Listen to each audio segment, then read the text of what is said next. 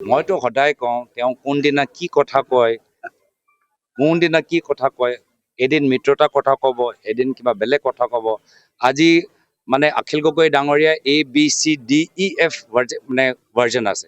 আমাৰ কথাখিনি অটল, আমাৰ কথাখিনি স্পষ্ট। তা আজি আমি অখিল গগৈ ভাৰ্জন 3.0 বা 4.0 চাই আছো।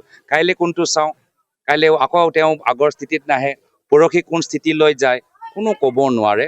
আমি বাৰম্বাৰ কৈছোঁ মিডিয়াৰ সন্মুখত নহয়, কিবা যদি বুজিব লাগে, যদি ৰাহুল গান্ধীৰ কথা তেওঁ বুজি পোৱা নাই, আমাক ফোন কৰিলে সুধিলে হ'ল, চব মই ভাবোঁ তেওঁ মনৰ চিন্তাটো আঁতৰত থাকিব। মইতো সদায় আমাক কৈ আছোঁ যে আমি ব্যক্তিগতভাৱে সকলোৰ লগত আমি কথা আমি পাতি আছোঁ, যাৰ ফলত যে কোনোৱে যে ভুল নুবুজে।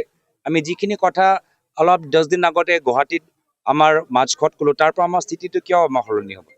যি কথা আমি মাছখোৱাত নাগৰিক মঞ্চত ক'লোঁ, আমাৰ স্থিতি একে অটল। যদিও ক'ৰবাত কেতিয়াবা পৰিৱৰ্তন হয় আপোনালোকক জনাম।